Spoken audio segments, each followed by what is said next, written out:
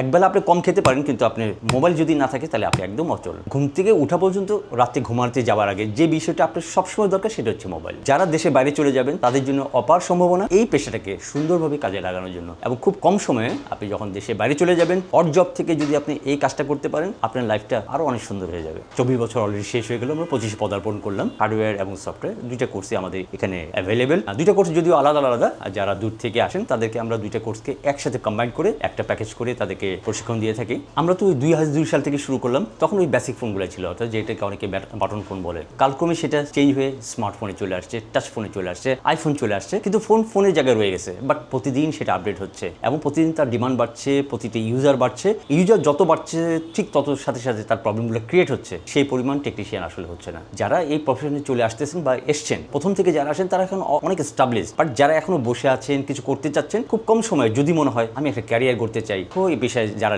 লেগে থাকবে তারা এটার মধ্যে স্টেবল হতে পারবে। আপনি দৈনন্দিন জীবনে যা কার্যক্রম প্রত্যেকটা ডিপেন্ড করে হচ্ছে মোবাইলের উপরে। কিন্তু আরেক দিকে যদি বলি, সবচেয়ে বেশি সমস্যা হচ্ছে যখন আপনি মোবাইল টু মাচ ইউটিলাইজ করতে থাকবেন, তখন কন্টিনিউ তার সমস্যা বাড়তে থাকবে। আর যখন সমস্যা বাড়তে থাকবে তখন আপনাকে আমাকে দরকার হবে যারা দক্ষ, যারা টেকনিশিয়ান, তাদেরকে প্রয়োজন হবে। অতএব মোবাইল যতদিন বাড়তে থাকবে, টেকনোলজি যত আপডেট হতে থাকবে, আপনি যত তাড়াতাড়ি আপডেট হতে থাকবেন, আপনি ঠিক ততদিন পর্যন্ত এই কাজে স্টেবল হয়ে সুন্দর একটা জীবনযাপন করতে পারবেন। অনেকে মনে করতে পারে যারা এখনো এই প্রফেশনে আসেনি তারা বুঝতে পারবে না এটা ডিমান্ড কেমন। আগে বললাম প্রতিদিন এটার চাহিদা বাড়ছে, অর্থাৎ কাজের ডিমান্ড বাড়ছে কন্টিনিউয়াসলি। যখন আপনি এই প্রফেশনে আসতে চান, দেশে কিংবা বিদেশে, প্রত্যেকটা সেক্টরে, প্রত্যেকটা জায়গায় বা প্রত্যেকটা দেশে এই ডিমান্ড বিশ্বব্যাপী। বাংলাদেশে তো ডিমান্ড আছেই, বাংলাদেশের প্রেক্ষাপটে কম্পিটিশন অনেক বেশি। এটা এখানে অনেক ইনস্টিটিউট, অনেক সার্ভিস সেন্টার, অনেক লোক হয়ে গেছেন, কিন্তু যে জায়গাটা নাই সেটা হচ্ছে দেশে বাইরে, যেখানে কোনো ইনস্টিটিউট নাই। ম্যাক্সিমাম জায়গায় ইনস্টিটিউট নাই। বাংলাদেশ, শ্রীলঙ্কা, পাকিস্তান, যেখানে ট্রেনিং ইনস্টিটিউটগুলো আছে, যেখান থেকে লোকগুলো তৈরি হয়, তারা পৃথিবীর বিভিন্ন দেশে ছড়িয়ে যাচ্ছে। আমাদের এখানে যখন আসে একজন শিক্ষার্থী, তারা আগে চিন্তা করে আমি কি শিখবো। আসলে আমাদের এখানে কোর্স আছে একটা কোর্স। যখন এখানে আসে আমরা তাদেরকে বলে থাকি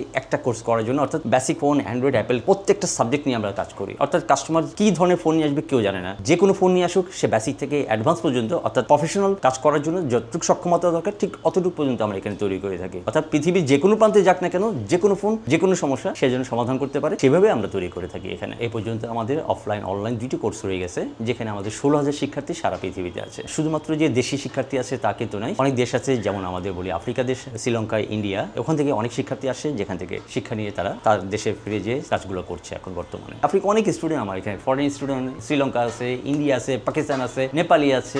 লেকচার হয় 3টা ভাষায়, ইংলিশ হয়, আরবি হয়, বাংলা হয়। তো আমার যে অভিজ্ঞতা, যারা স্টাডি ব্রেক করেছে তারা ম্যাক্সিমাম আসতো আগে প্রথম থেকে যখন আমরা শুরু করলাম। বাট এখন যে প্রেক্ষাপটে দেখি, আমাদের যে ক্লাসরুমটা আমরা দেখছেন বর্তমানে, যারা শিখছে, পড়াশোনা করছে, স্কুল, মাদ্রাসা, ইউনিভার্সিটি, পড়াশোনার পাশাপাশি তারা এই বিষয়ে স্কিল করতে যাচ্ছে, স্কিল করে দিচ্ছে। যারা দেখি আমরা এখানে দেশের থেকে দেশে বাইরে যখন চলে যাই, সে পড়াশোনা করে, পড়াশোনার সাথে তার টিউশন ফিটা বা থাকা খাওয়ার খরচটার জন্য সে কোথাও না কোথাও একটা জব করে থাকে। সেই বিষয়টা এখন প্রত্যেকটি স্টুডেন্টের মাথায় আসছে, আমি পড়াশোনার পাশাপাশি কিছু একটা করতে চাই। তো যারা এখানে আসছে, আপনি দেখতে পাচ্ছেন পড়াশোনা করছে, পড়াশোনার পাশাপাশি সেই স্কিলটা গড়ে নিচ্ছে। সবাই আসলে মফস্বল থেকে আসে, ঢাকা শহর থেকে খুব কম পড়াশোনা করবে, পড়াশোনার পাশাপাশি কিছু তার বাজারে, তার বাড়ির পাশে কিছু একটা করতে চায়, তাদেরকে আমরা বেশি আসলে গাইড করি। যারা আসে ম্যাক্সিমাম এখানে আসলে দেশে ঢাকার বাইরে থেকে আসে, মফস্বল এলাকা থেকে আসে, তাদের থাকার জন্য আমরা একটা মেসের ব্যবস্থা করেছি। আমাদের মেসে থাকে, মেসের থেকেই কোর্সগুলো করতে পারে। অনেক স্টুডেন্ট আছে মেধাবী না, তাদেরকে আমরা যে সময়টা দিই আমরা সেটাতে শেষ করতে পারি না, তখন তাদেরকে আমরা টাইমটা এক্সটেন্ড করি। 2 মাসের জায়গায় 4 মাস, 4 মাসের থেকে 6 মাস পর্যন্ত করে দিই। অর্থাৎ কমপ্লিট করে সে যে আশাটা নিয়ে আসছে, তার গার্জিয়ান, তার বাবা, তার মা, ভাই বোন যে আশা করে আমাদেরকে পাঠিয়েছেন, ওটা আমাদের রেসপন্সিবিলিটি থাকে। সেই রেসপন্সিবিলিটি দেখে তাদেরকে আমি গুছিয়ে দিই। তারপর তাদেরকে যদি মনে হয় আমার কাছে, তাদেরকে বিদায় করি। বিদায় করার আগে 1 মাসে আমাদের ওই সার্ভিস সেন্টারে তাদেরকে ইন্টার্নি করার সুযোগ দিই। কাস্টমার ডিলিংস কীভাবে করতে হয় বা কথা কীভাবে বলতে হয়, কোথা থেকে মালটা পারচেস করতে হয়, কীভাবে ডেলিভারিতে, সবকিছু একটা কমপ্লিট একটা সাবজেক্ট গুছিয়ে দিয়ে তারপরে তাদেরকে বিদায় করি আমরা। আমি যখন পড়াশোনা করলাম, পড়াশোনা শেষ করার পরে আমি তখন চাকরি পিছনে ছুটি, কিন্তু এটা তো টেকনিক্যাল পেশা, সে কোথায় ছুটবে, কোথায় যাবে, এইটা বিষয়টা কেউ জানে না। প্রথম গাইডটা আমরা করি। যখন আমাদের ইন্টার্নি শেষ হয়ে যায়, তাদেরকে আমরা চাকরি অফারগুলো করতে থাকি। অনেকগুলো কোম্পানি যা আমাদের সাথে ইনক্লুডেড, যাদের রিকোয়ারমেন্ট থাকে প্রতিদিন আমাদের লোক দেওয়ার জন্য। অনেকগুলো সার্ভিস সেন্টার আছে সারা বাংলাদেশে, যেখান থেকে কোনো সময় লোক দরকার হলে আমাদেরকে ইনফর্ম করে লোকের জন্য। যখন সে ইন্টার্নি করে বা ইন্টার্নি থাকাকালীন তাদেরকে আমরা চাকরির জন্য কনফার্ম করে থেকে কোথায় কে চাকরি করবে, কোম্পানিতে যেতে পারে কিংবা সার্ভিস সেন্টারে যেতে পারে, পছন্দ মতো তাদেরকে আমরা সেখানে আস্তে আস্তে প্রোভাইড করে দিই।